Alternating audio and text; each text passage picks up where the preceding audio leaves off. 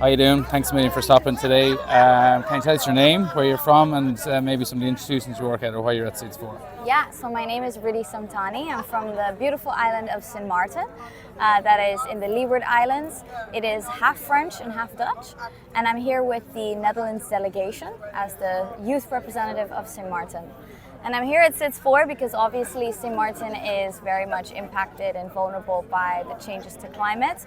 And we have small economies of scale. And here we're convening as a regional delegation to kind of break down the intersectional topics of the challenges we face being small island economies, the increasing vulnerability to the climate crisis, and how do we then, achieve the goals we set out to achieve with the help of partners, bilateral and within the international public-private sectors.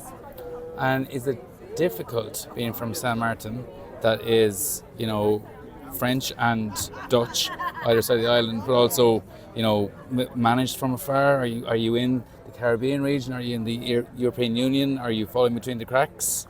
Yeah, so I think you hit it. It's a very big, confusing situation for a lot of overseas countries and territories because in essence we very much rely and are dependent on our member state that we're affiliated with because we do not have access to climate finance on the international global market.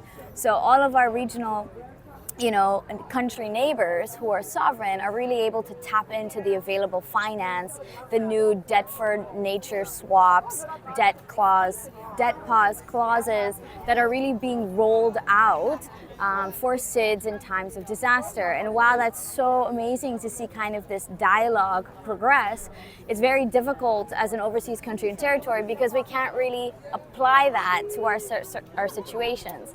And what we're doing is kind of just drawing inspiration from the existing solutions and trying to see how we can apply that with our member state and use these creative, innovative solutions and come up with more of an integrated approach. Because at the end of the day, one of the things that we're championing as young people, that climate change really is a kingdom issue in the European Netherlands and amongst all 6 islands in the Caribbean. And I think we really need to have a kingdom climate agenda because the Netherlands is really one of the very best in the world with mitigating risks and technological advancements within, the climate space. But nonetheless, it's very amazing to learn from like-minded peers, meeting partners in the private sector, and yeah, I think that it's given a lot of thought to a lot of the member states who have overseas countries and territories. Any main take-home message from the conference or from what you've heard here or anything you'd like to tell Ireland before we... Yeah, I think that there's a lot of momentum. Now I think it really is how do we put it into action? There's a lot of talk, a lot of ideation, a lot of brainstorming, there's a lot of possibilities, but how do we then roll it out and implement it within our respective countries? Because I don't think anyone is really talking about what implementation looks like. Yes, we have the debt pause clauses, we're delaying repayment of our loans, but then what about the operational costs of actually implementing these solutions? What about the legal costs of implementing these? We need to restructure finance, but that requires a lot of legal expertise, technical expertise. And where is that coming from? And have we thought all the way through? So I think that's my main message.